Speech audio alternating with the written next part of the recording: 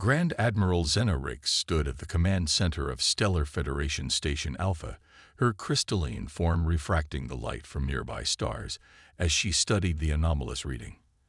After 3 centuries of serving as the Federation's first contact director, she had never encountered anything quite like this. "Confirm the readings again," she ordered, her voice resonating through the chamber. Lieutenant Cash, a meridian with flowing bioluminescent tendrils, manipulated the holographic controls. "Confirmed, Admiral. 1 ship, just 1 human vessel approaching Federation space, size approximately 400 meters in length. No escort fleet, no support vessels." Zena's crystalline structure shifted in confusion, creating a cascade of rainbow light. The Federation's standard first contact protocols involved massive fleet deployments, a show of strength and capability that had served them well for millennia. Even the smallest species sent at least a dozen ships for their first diplomatic contact. "What do we know about these humans?" she asked, bringing up the species file on her neural interface. "Limited data, Admiral," Cash responded. "They achieved spaceflight roughly 300 years ago, colonized their solar system, then went dark for almost a century. We detected scattered colonies in nearby systems about 50 years ago, but no sign of how they got there. Their technological progression is irregular." The main viewing screen showed the approaching vessel. Its design was unlike anything in Federation records, sleek and almost organic in appearance, with no visible weapon ports or engine nacelles. It moved through space with an impossible grace. "Message from the human ship," announced Communications Officer Vern, her plant-like appendages waving gently. "Text only." "Display," Zena ordered. The message appeared in Federation Standard. "Greetings, Stellar Federation. This is the TSV Aurora. We come seeking peaceful contact and diplomatic relations. Our ship carries full authorization to represent Earth and her colonies. We will reach your borders in 47 hours. We look forward to meeting you." "That's it?" Zena asked. "No credentials, no formal protocols, no fleet manifest." "Nothing else, Admiral," Vern confirmed.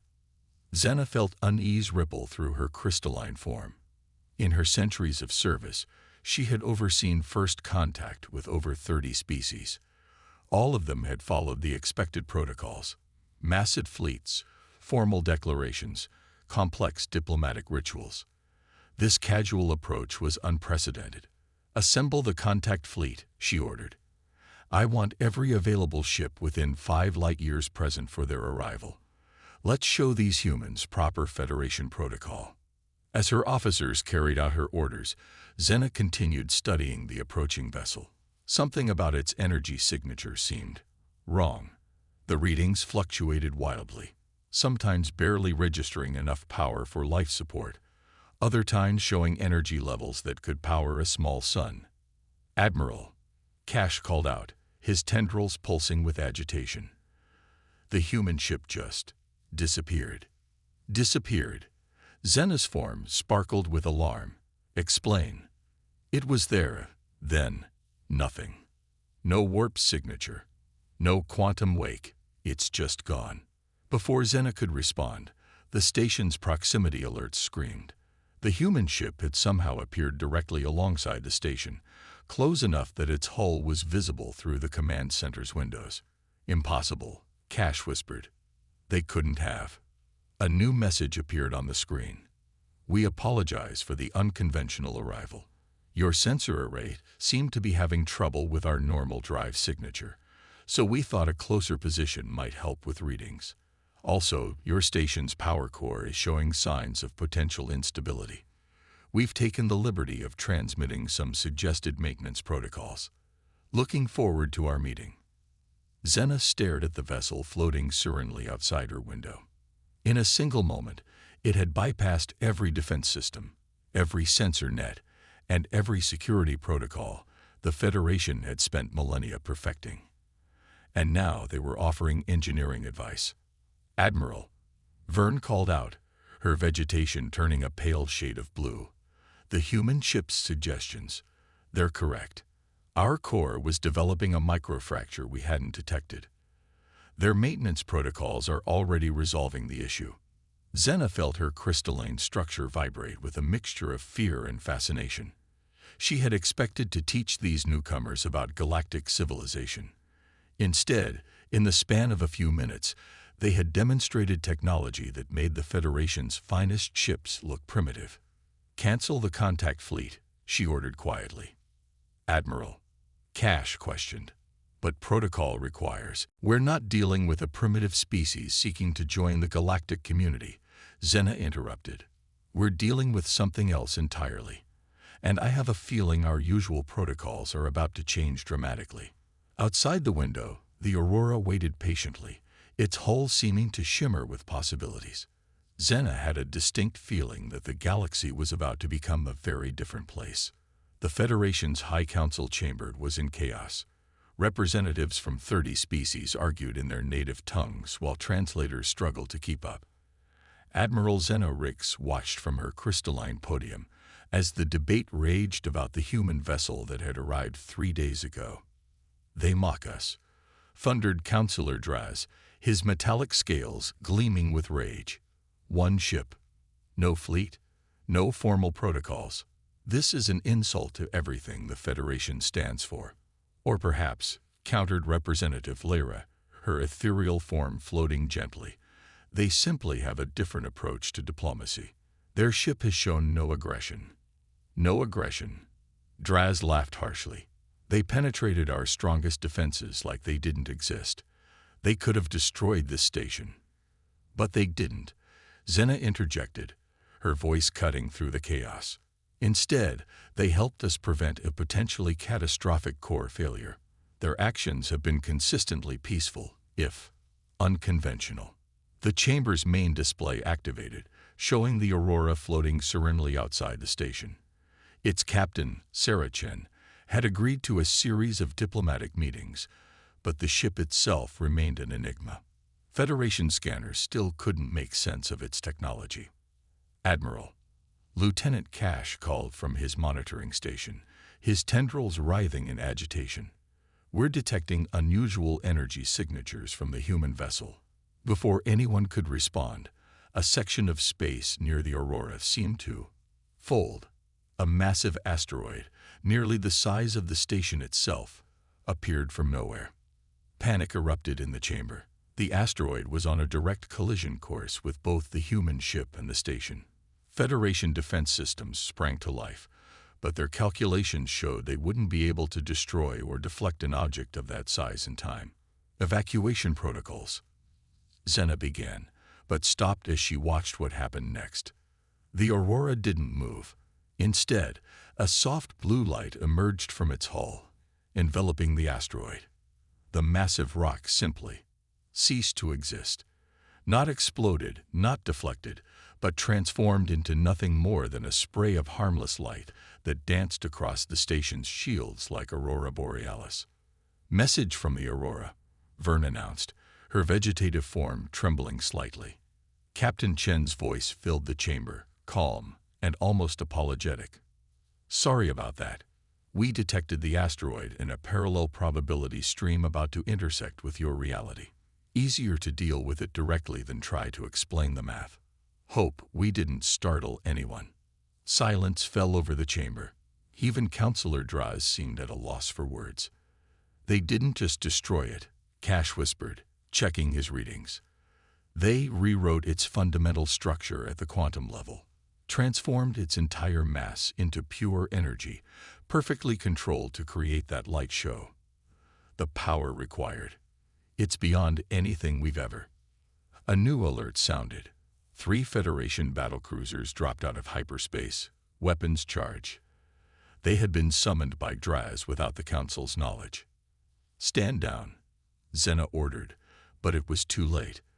The lead cruiser fired its main weapon, a planet-cracking beam that could slice through a small moon. The beam struck what appeared to be empty space a kilometer from the Aurora. Instead of continuing toward the human ship, it curved. Like water flowing around a rock, the energy beam bent in an elegant arc, forming a perfect circle before returning to the cruiser that fired it. The massive shift shields absorbed their own weapons' power without damage. Interesting approach to weapons testing. Captain Chen's voice came again. Though we'd appreciate a warning next time, we had to be careful not to let the redirect damage your vessel. Would you like to see what our ship can really do? The aurora shimmered, and suddenly there were 4 of them, each identical down to the quantum level. Then 8, then 16. Each copy demonstrating different impossible technologies, one phasing out of normal space-time, another seeming to exist in multiple dimensions at once, a third shrinking to microscopic size before growing larger than the station itself. Then, as quickly as they had appeared, the copies vanished, leaving the original aurora in its place. "That's impossible," someone in the chamber whispered. "No species has ever." "Perhaps," Zena said, her crystalline form refracting the light of the aurora's display, "we should stop thinking about what's impossible and start asking why they're showing us these capabilities." As if in answer, the station's long-range sensors detected something massive entering the galaxy from intergalactic space, something that shouldn't exist, something that made every species' combat computers simultaneously sound warnings of extinction-level threat. "Ah," Captain Chen's voice carried a note of grim satisfaction. "Right on schedule. Now you understand why we came. The question is, are you ready to learn how to fight something that breaks all the rules you think you know?" The Federation Council stared at the readings, at the impossible human ship, and at the horror approaching their galaxy. They were beginning to understand that humanity hadn't sent one ship as an insult. They had sent one ship because one was enough to change everything. The Federation's secure briefing chamber was unlike anything humans had built, a vast spherical space where representatives could float in 3 dimensions, their positions maintained by gravity fields. Captain Sarah Chen hovered at its center, her dark uniform contrasting with the ethereal glow of Admiral Zena's crystalline form beside her. "You've been watching us all along," Zena stated, not a question but a realization. "Yes," Sarah replied simply, "for the past 2 centuries, since we first detected the fragment." The chamber's holographic displays showed the massive entity approaching from intergalactic space, a tear in reality itself, consuming everything in its path. Federation data streams updated continuously, showing entire star systems going dark as the anomaly approached. "The fragment exists in multiple realities simultaneously," Sarah explained. "It doesn't just consume matter, it devours possibility itself. Your weapons can't harm it because they only exist in one layer of reality. To fight it, you need to be able to operate on all layers at once." "Like your ship," Lieutenant Cash observed, his bioluminescent tendrils pulsing with understanding. "The multiple copies weren't copies at all, were they?" Sarah smiled. "They were all the same ship, existing in different probability states simultaneously. The aurora doesn't just travel through space, it travels through possibility." "But why wait?" Counselor Draz demanded, his metallic scales rippling with suppressed anger. "If you've had this technology, why hide? Why not share it?" "Because it's not just technology," Sarah said softly. She gestured, and the chamber's displays changed, showing scenes from across the galaxy. Federation observers gasped as they recognized locations, events, and in the background of each, barely visible, human ships watching, protecting. Remember the Nexus crisis 50 years ago, when 3 stars suddenly went supernova, but the explosions mysteriously avoided populated systems? That was us, the void plague that mysteriously burned itself out before it could spread. Us again, the natural phenomena that diverted that rogue planet from hitting the Meridian colonies. Our ships. "You've been protecting us," Zena whispered, her crystalline structure vibrating with emotion. "All this time." "We had to," Sarah explained. "The fragment isn't the first threat of its kind, just the biggest. We've been dealing with incursions from other realities, temporal anomalies, beings that exist outside normal spacetime. We couldn't share our technology because most species aren't ready for it. The power to rewrite reality has to come with the wisdom to use it properly. And now, Lyra asked, her ethereal form swirling with curiosity. Now we don't have a choice. The fragment is too big for us to handle alone. We need allies who can think differently, see patterns we might miss. We need your help. The displays shifted again, showing the aurora in new detail. What had seemed like a simple hull was revealed as layers upon layers of reality warping technology, each system designed to operate in multiple dimensions simultaneously. This is why we sent one ship, Sarah continued. The aurora isn't just a vessel, it's a key, a teaching tool. Each system is designed to help other species understand how to perceive and interact with multiple realities. We've built thousands of ships like this, hidden in the spaces between spaces, waiting. Waiting for what? Draz asked, his earlier anger replaced by cautious interest. For you to be ready to join us as equals, Sarah replied. We don't want servants or students, we want partners. The fragment can only be defeated by combining different perspectives, different ways of thinking. Your species see patterns in space we never imagined. The Meridians understand energy flows we're still trying to grasp. The crystalline have a natural ability to refract reality that could revolutionize our defense systems. Xena's form shimmered as she processed this information. You're not here to show us how powerful humanity is. We're here to show you how powerful we can all be together, Sarah finished. The Aurora carries training facilities, simulation chambers, everything needed to help your species understand and interact with multiple realities. But more importantly, it carries an invitation. An invitation to what? Lyra asked. To join the real fight, to become part of something bigger than single reality politics and power struggles. To help protect not just this galaxy, but all possible versions of it. The chamber fell silent as the implications sank in. The Federation had thought they were meeting a new species seeking to join their community. Instead, they were being invited to join a much larger community they hadn't even known existed. In the displays, the fragment continued its approach, devouring reality layer by layer. But now, watching it through human sensors, they could see something they hadn't before. Patterns in its movement, weaknesses in its structure, possibilities for fighting back. So, Sarah asked quietly, are you ready to learn how deep reality really goes? Inside the Aurora's reality training chamber, Federation representatives experienced existence across multiple dimensions for the first time. Admiral Xena's crystalline form refracted not just light, but possibility itself, creating cascading waves of potential that rippled through nearby realities. Extraordinary, she whispered, watching her own thoughts create patterns in the quantum foam of spacetime. We never imagined. Captain Sarah Chen nodded, her form simultaneously present in several probability states. Your natural crystalline structure makes you uniquely suited to multidimensional perception. You're learning in hours what took us decades to master. Across the chamber, other species were making their own discoveries. Counselor Draz's metallic scales now resonated with quantum frequencies, allowing him to phase between realities at will. The Meridian's bioluminescent tendrils could now trace paths through probability space, finding routes that even humans hadn't noticed. But not everyone was celebrating these breakthroughs. This is dangerous, declared Ambassador Krell of the Hegemony, his armored form bristling. Too dangerous. These powers, no species should wield them. Behind him, a coalition of conservative Federation members nodded in agreement. And yet something already does, Sarah countered quietly.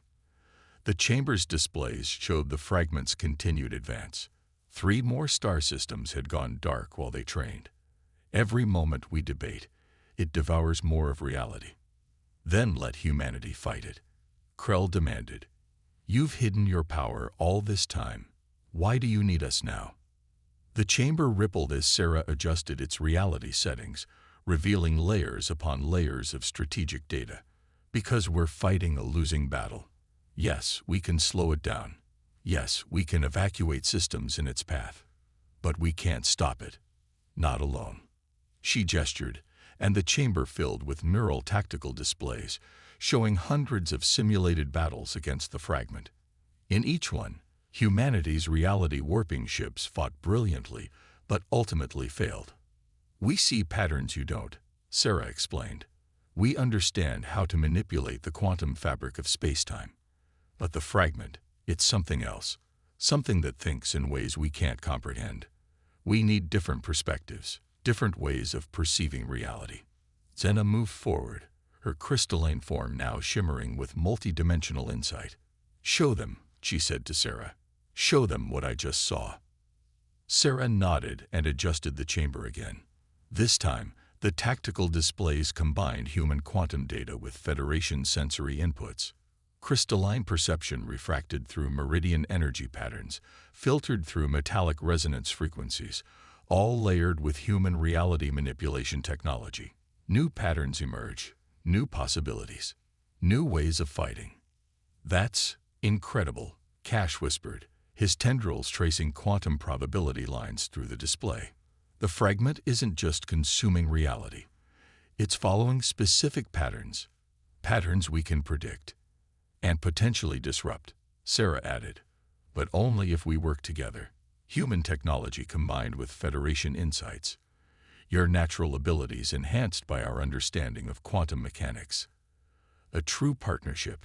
Ambassador Krill's coalition wavered, seeing the potential. But the hegemony leader wasn't finished. "Pretty displays don't change the fact that you deceived us, watched us, manipulated events from the shadows. We protected you," Sarah corrected gently. "And now we're offering you the power to protect yourselves, to join us as equals in defending all of reality." The chamber fell silent as the Federation members considered this. The displays continued showing the fragment's advance, but now they could all see it clearly. The patterns in its movement, the way it twisted reality, the possibilities for fighting back. Zena's voice cut through the tension. "I vote yes. The Crystalline Federation accepts humanity's offer." "The Meridian Collective agrees," Cash added, his tendrils pulsing with determination. One by one, species declared their support. Even Counselor Draz, traditionally suspicious of new powers, voted to join. Only Krill and a small group of holdouts remained opposed. "This is madness," Krill declared. "We cannot trust them." "Then stay and watch," Sarah suggested calmly. "See what we achieve together." The Aurora's training facilities are open to all, even those who vote against alliance. We won't abandon any species to the fragment. This, finally, cracked Krell's resolve. The offer to help even their opponents showed a level of integrity he hadn't expected. "The hegemony." He paused, his armored plates shifting uncomfortably. "The hegemony requests access to training facilities. For defensive purposes only. For now." Sarah smiled. "Of course. Welcome aboard, Ambassador." The chamber hummed with energy as more Federation representatives arrived for training. Human instructors worked alongside quickly advancing Federation species, each learning from the other. New techniques were developed, combining different species' natural abilities with human technology in ways neither side had imagined possible. They had less than a month before the fragment reached Federation space, but watching the species work together, seeing the rapid progress they made, Sarah felt hope rising. They weren't just building an alliance, they were creating something entirely new.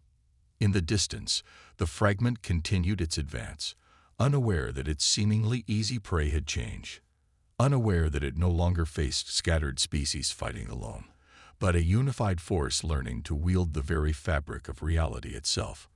Reality itself trembled as the fragment approached Federation space. What had once appeared as a simple void now revealed itself as a complex tapestry of consumed possibilities, a hunger that existed across all dimensions simultaneously. But this time, something waited for it, something unprecedented. The Aurora hung at the center of the combined fleet, but it was no longer alone. 10,000 human ships had emerged from their hidden reality pockets, each now crewed by mixed teams of humans and Federation species. Around them, The Federation's own vessels had been modified with human quantum technology, their unique capabilities enhanced rather than replaced. Captain Sarah Chen stood on the Aurora's bridge, surrounded by her mixed-species command crew.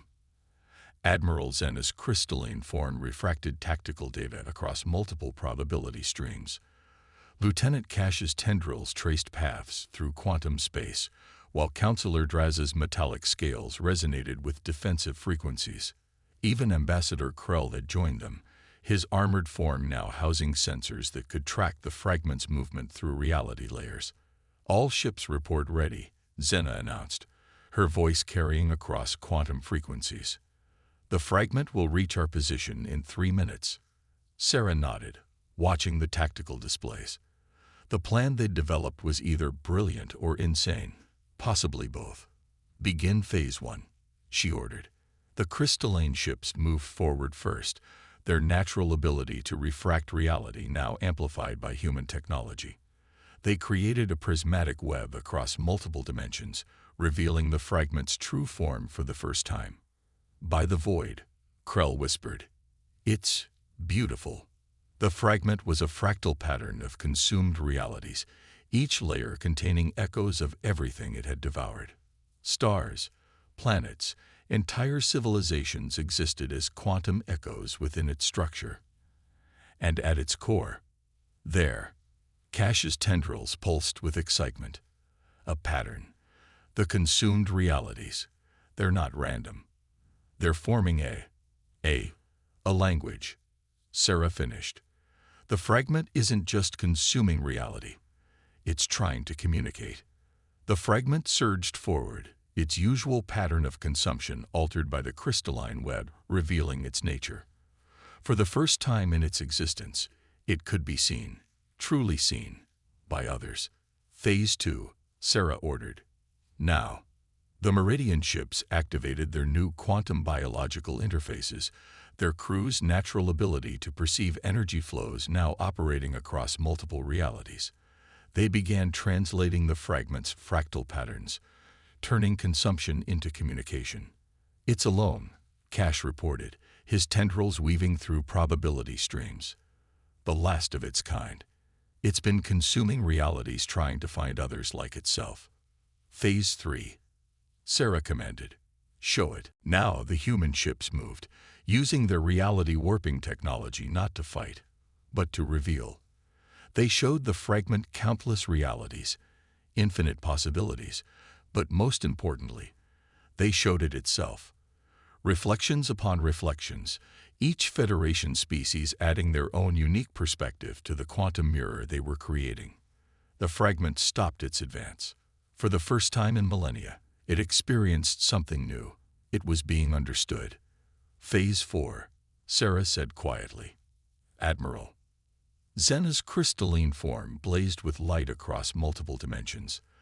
The Federation fleet began broadcasting on all quantum frequencies, using techniques that combined their natural abilities with human technology. Not attacking, not defending, but offering something the fragment had never encountered: connection. The fragment's fractal patterns shifted, its consumption of reality slowing, then stopping. "It's responding," Cash announced, his tendrils dancing with excitement. "The pattern is changing." Through the quantum web they'd created, they watched as the fragment began to transform. The consumed realities within it weren't destroyed after all, merely transformed, stored, waiting to be understood. Now, slowly, they began to emerge. "Final phase," Sarah ordered. "Everyone together." The combined fleet moved as one, their unified quantum field providing a framework for the fragment to exist without consuming. Human reality manipulation, crystalline refraction, meridian energy perception, hegemony stability, and dozens of other species' unique abilities all worked in concert. The fragment's fractal patterns bloomed like a flower opening across multiple dimensions. The supposedly dead star systems it had consumed began re-emerging, transformed but intact. It hadn't been destroying reality. It had been preserving it, waiting for someone who could understand. "Look." Zena's crystalline form sparkled with joy as planets, Stars and entire civilizations began reappearing in transformed but viable states. It was never a weapon. It was an archive. The fragment, no longer consuming but communicating, shared its story through quantum patterns. It was a survivor of a long-dead reality, preserving what it could, searching for others who could perceive existence as it did. In humanity's reality manipulation and the Federation's species' natural abilities, it had finally found what it was looking for. Hours later, as transformed systems continued emerging from the fragment's quantum archive, Sarah stood with her mixed-species crew, watching the impossible unfold. "We did it," Krell said, his armored form relaxed for the first time in weeks. "Not by fighting, but by understanding." "That's why you sent one ship," Xena realized, looking at Sarah. "You knew we needed to learn to see differently before we could face this. Not as separate species, but as one unified perspective." Sarah smiled. The Aurora was never just a ship. It was a key to unlock potential. Not human potential, not Federation potential, but the potential of all of us working together. "So what now?" Cash asked, his tendrils tracing new patterns in quantum space. "Now." Sarah looked at the fragment, no longer a threat, but a repository of wonders waiting to be explored. "Now we really start exploring. There are more realities out there, more beings like the fragment, more possibilities than any one species could imagine." The Aurora hung in space, no longer alone but part of something far greater. One ship had changed everything, not through power or technology, but by bringing together different ways of seeing reality itself. The real adventure was just beginning.